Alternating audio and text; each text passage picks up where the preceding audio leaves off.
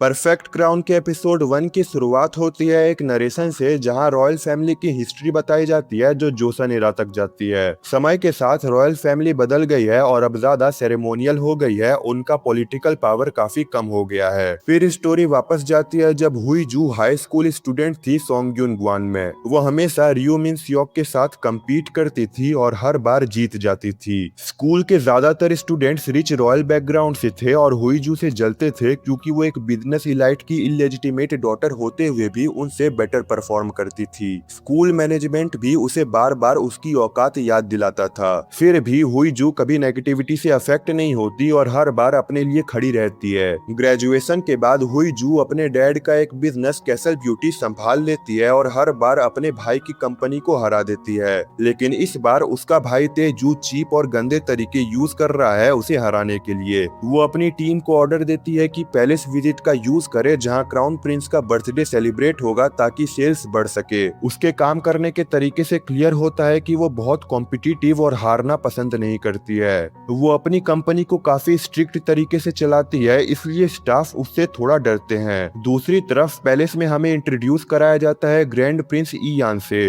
वो थोड़ा रिबेलियस है और पैलेस स्टाफ को उसे हैंडल करने में काफी मुश्किल होती है। सबसे ज्यादा परेशान होता है उसका राइट हैंड मैन चो यून। इस बार चो यून उसे क्राउन प्रिंस के बर्थडे के लिए रेडी करने की कोशिश करता है, लेकिन ईयान हंटिंग के बाद सीधा सोने चला जाता है। शाम को गेस्ट पैलेस आने लगते हैं और मीडिया इवेंट को लाइव कवर करता है। हुई जू एक स्ट्राइकिंग रेड आउटफिट पहनकर आती है, जबकि ऐसा पहनना मना होता है। जर्नलिस्ट उसे क्लाउड चेजर बोलते हैं, लेकिन उसकी ब्यूटी और टैलेंट को भी एक्सेप्ट करते हैं। अंदर वो कुछ लेडीज को अपने बारे में गॉसिप करते सुनती है और उन्हें डायरेक्टली जवाब देती है। जब तेजू उसे नीचा दिखाने की कोशिश करता है तो वो उसे भी उसकी जगह दिखा देती है। वो क्लियरली बोलती है कि वो उससे ज्यादा कैपेबल है और उसके चीप मार्केटिंग ट्रिक्स उसकी कंपनी को गिराने के लिए काफी नहीं है। डिनर के लिए सब गेस्ट हॉल में जाते हैं। ईयान लेट आता है और इनफॉर्मल हंटिंग आउटफिट चोलिक पहन कर आता है, जिससे क्वीन मदर ईरांग गुस्सा हो जाती है। वो उसे डांटने की कोशिश करती है, लेकिन ईयान कामली कहता है कि सही वक्त का वेट करे।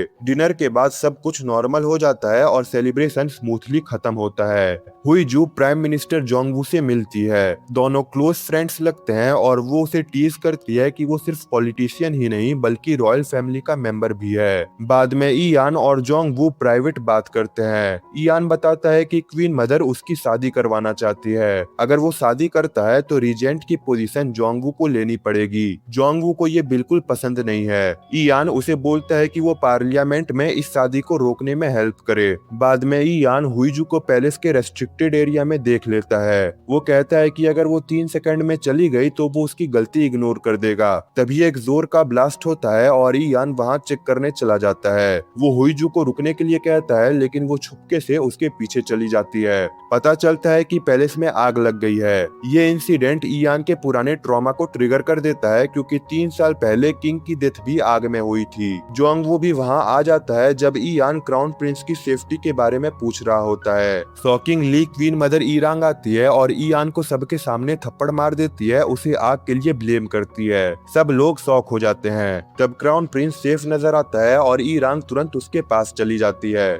जाते वक्त जोंगवू अपने स्टाफ को बोलता है कि आग की इन्वेस्टिगेशन करे, उसे शक है कि इसका कनेक्शन किंग की डेथ से हो सकता है। वो मीडिया को हैंडल करने के लिए भी कहता है। ये सब देखने के बाद हुई जू चुपचाप वहाँ से निकल जाती है। उसकी सेक्रेटरी हाय जंग हैरान होती है कि वो इतनी जल्दी पार्टी से क्यों चली गई। हुई जू उसे आग के बारे में बताती है और दोनों वहाँ से निकल जाते हैं। घर जाते वक्त हुई जू ईयान को एरोगेंट बोलती है और अपनी पुरानी मेमोरी याद करती है जब वो सोंगयुन ग्वान में थी। वो रात को छुपके से आर्चरी प्रैक्टिस करने गई थी, जहाँ ईयान ने उसे पकड़ लिया था। उसने बिना डरे स्कूल सिस्टम की अनफेयरनेस को चैलेंज किया था, क्योंकि ईयान को प्राइवेट प्रैक्टिस करने की परमिशन थी लेकिन उसे नहीं। ईयान उसकी हिम्मत देखकर हैरान हो गया था कि वो इतनी बोल्डली बोल रही है और फिर भी रिस्पेक्ट मेंटेन कर रही है। अगले दिन क्वीन मदर ईयान से फेक तरीके से अपोलॉजी मांगती है। ईयान भी नॉर्मल एक्ट करता है और अपोलॉजी एक्सेप्ट कर लेता है। वो बताती है कि उसे डर है कि ईयान की पॉपुलैरिटी क्राउन प्रिंस से ज्यादा हो रही है। ईयान कहता है कि इसमें उसकी कोई गलती नहीं है। रॉयल फैमिली का मेंबर होने के नाते उसका काम सिर्फ पैसिव रहना है। ये बात उसे उसके बचपन की याद दिलाती है जब किंग उसे हमेशा कहता था कि क्राउन प्रिंस के अगेंस्ट कभी मत जाना।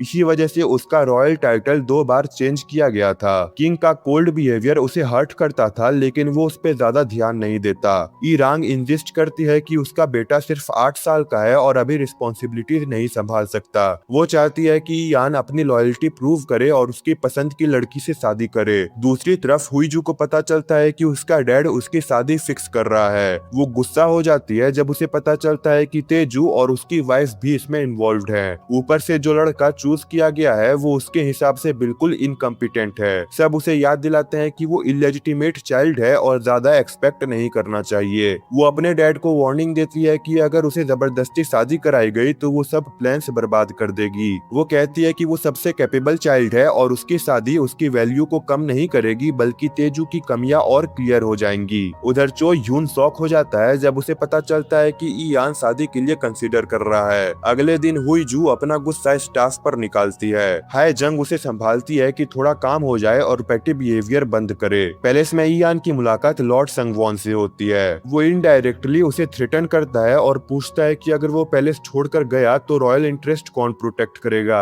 ईयान कामली कहता है कि वो सिर्फ अपने प्राइवेट रेसिडेंस जा रहा है। बाद में लॉर्ड संगवॉन क्वीन मदर को वार्न करता है कि ईयान के मामले में इर्रेशनल डिसीजंस ना ले। वो अपना गुस्सा निकालती है। लेट आना, आउटफिट और आग सबका ब्लेम ईयान पर डाल देती है, लेकिन संगवॉन उसे याद दिलाता है कि ईयान लोगों का फेवरेट रीजेंट है, इसलिए केयरफुल रहना होगा। कैसल ग्रुप में हुईजू को एक आइडिया आता है। वो डिसाइड करती है कि वो किसी ऐसे रॉयल से शादी करेगी जो उसके जितना कॉम्पिटेंट हो। वो ईयान को चूज करती है जो अभी ट्रेंडिंग में है उसके आउटफिट की वजह से। वो उससे मिलने के लिए रॉयल ऑडियंस रिक्वेस्ट भेजती है। पब्लिक ईयान के आउटफिट को मॉडर्न और बोल्ड बोलकर पसंद कर रही है, जबकि रॉयल फैमिली इसे इनएप्रोप्रिएट कह रही है। चो ह्यून टेंशन में है, लेकिन ईयान खुश है कि मीडिया आग के बारे में बात नहीं कर रही। बैकलैश बढ़ने पर ईयान सभी ऑडियंस रिक्वेस्ट रिजेक्ट कर देता है। जब उसे पता चलता है कि हुईजू बार बार रिक्वेस्ट भेज रही है, वो हर बार मना कर देता है। इससे हुईजू और ज्यादा ट्रिगर हो जाती है और कहती है कि वो हार्ड टू गेट खेल रहा है। हाय जंग को ये सब काफी रिडिक्युलस लगता है। फाइनली हुईजू अपनी रिक्वेस्ट में लिखती है कि वो उसकी जूनियर एलम है। तब जाके ईयान मान जाता है और उसे अपने रेसिडेंस में बुलाता है। क्वीन मदर ये सुन लेती है और अपनी एक मेड को बोलती है कि ईयान के घर में जो उनकी स्पाई है उसे कांटेक्ट करे।